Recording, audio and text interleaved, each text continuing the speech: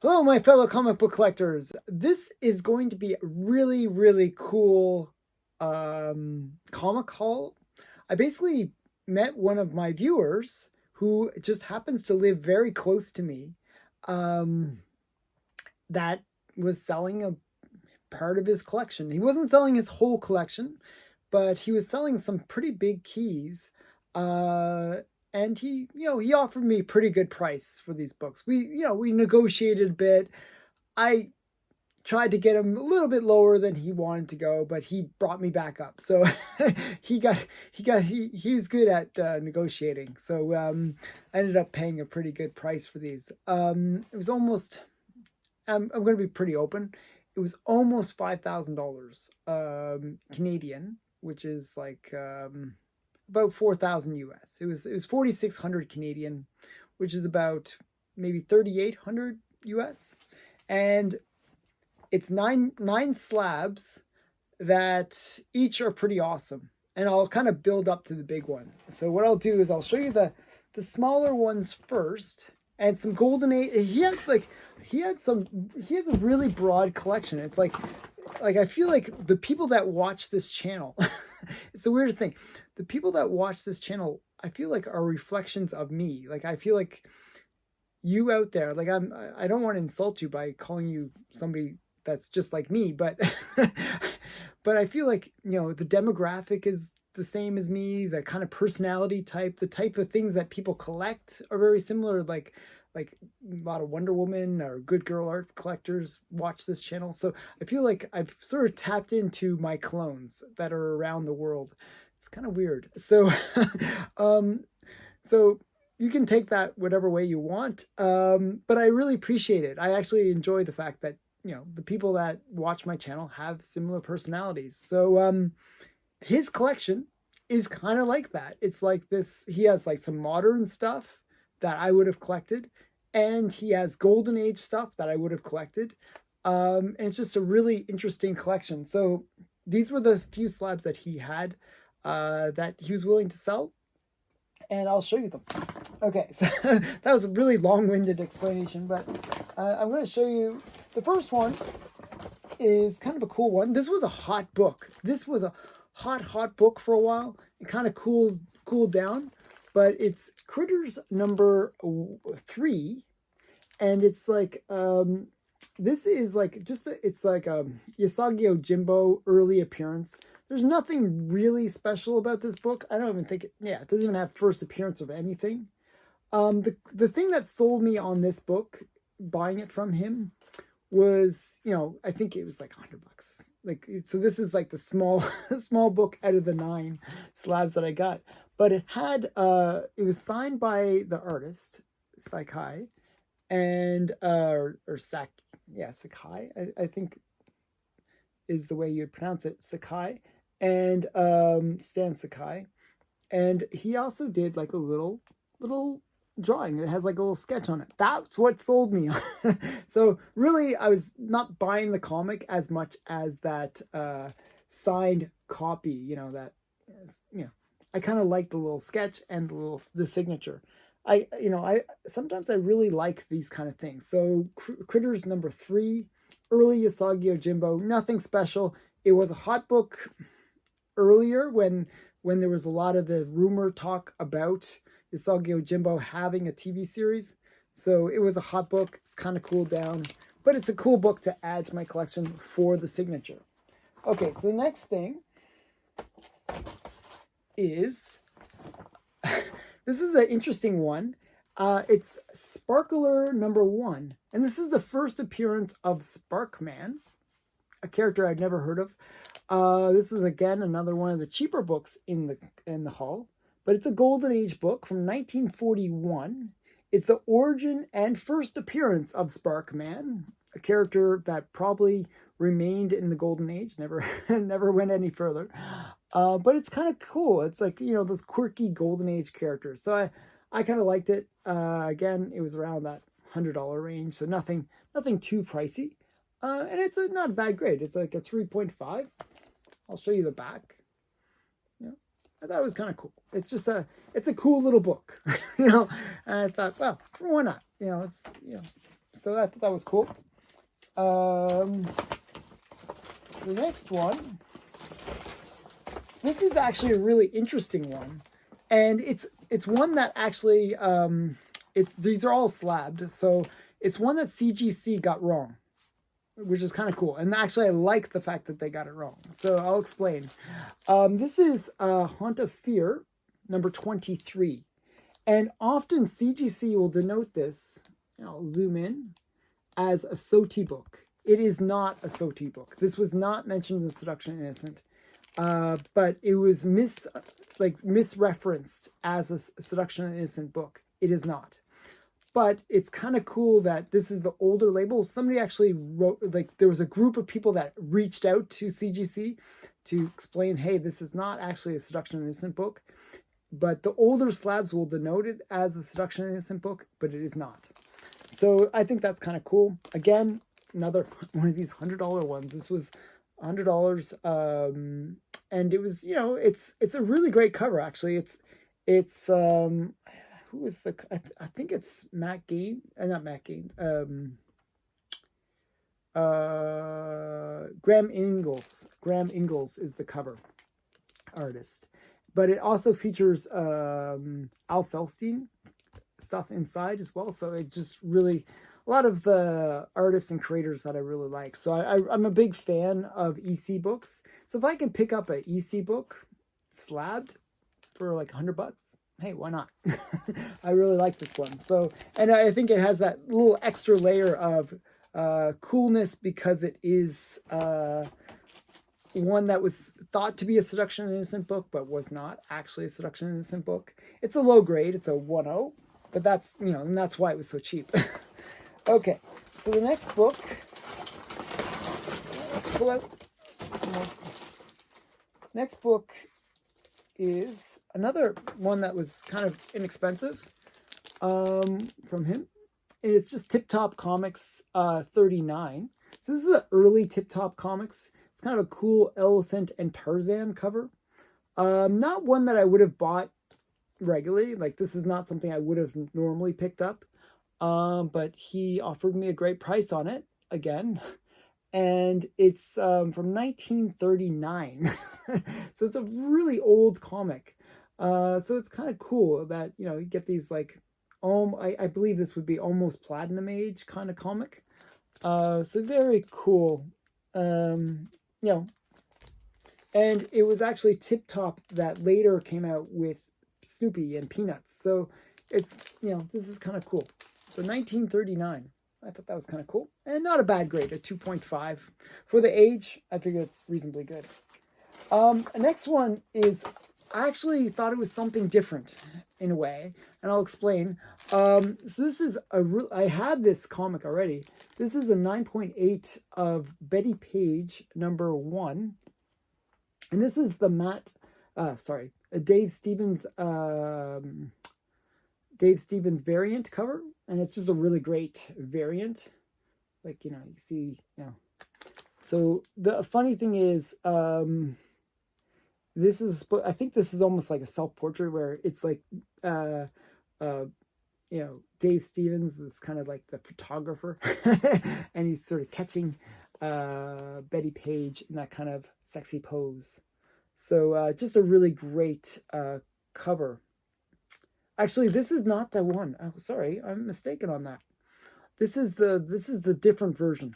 There's a second version that's actually I actually have the other version. Sorry. A little bit of confusion, but I'll explain.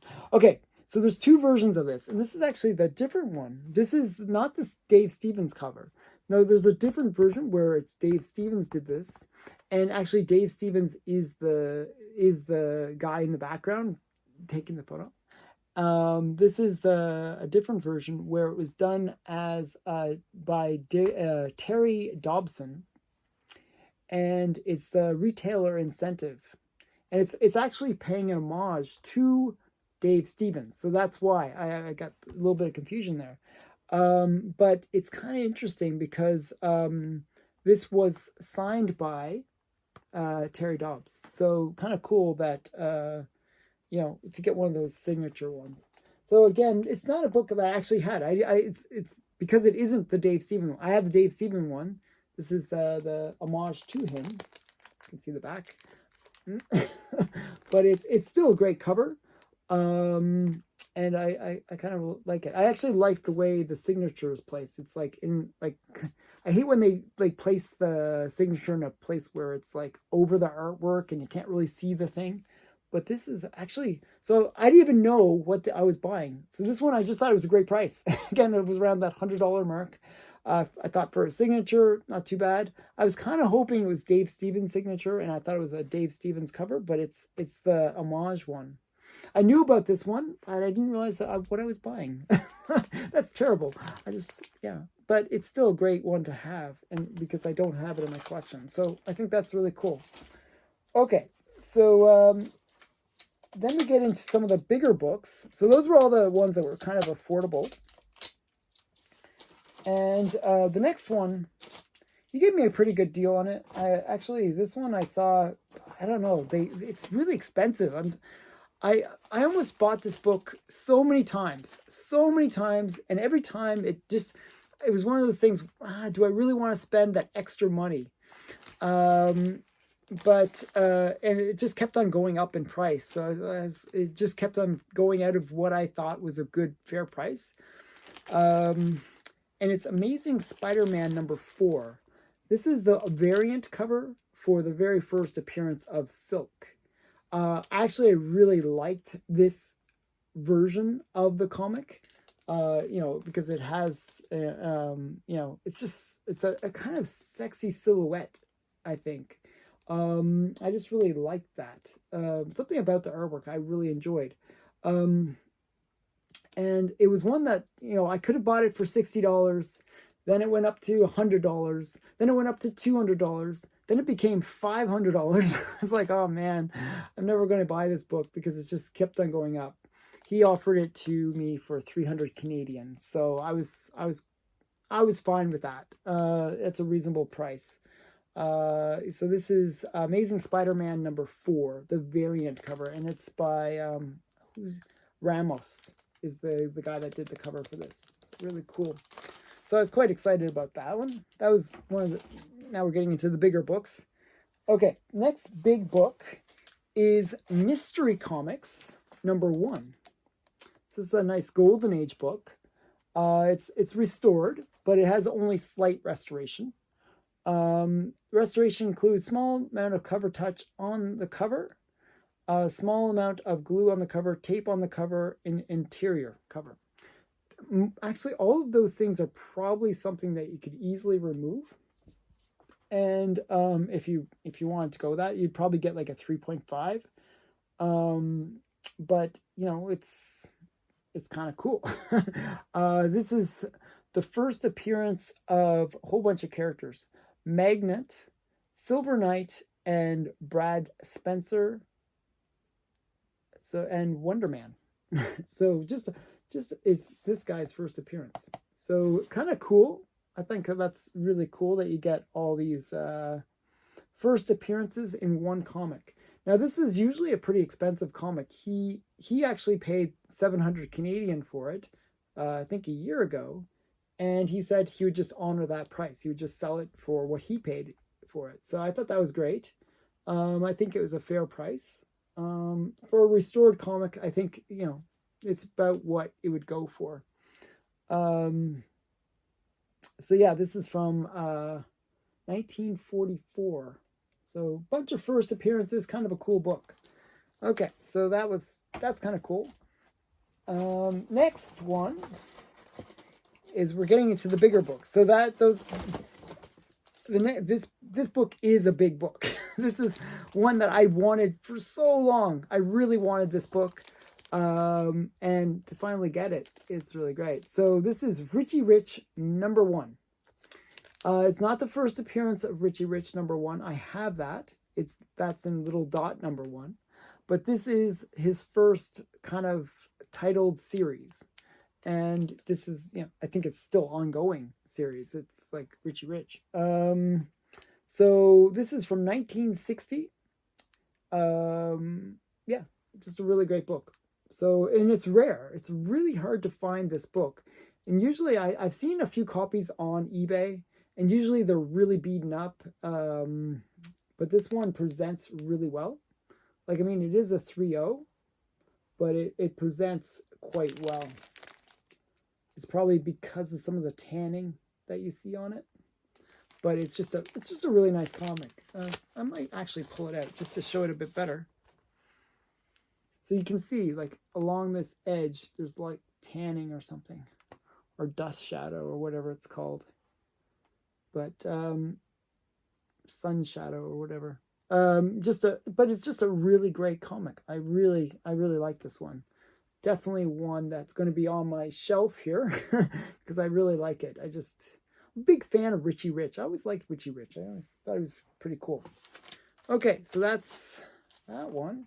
And the big book. So those are all the, like, that was a big, like, the Richie Rich is actually, like, usually the fair market value for a 3.0 is like around $1,000 to $1,200.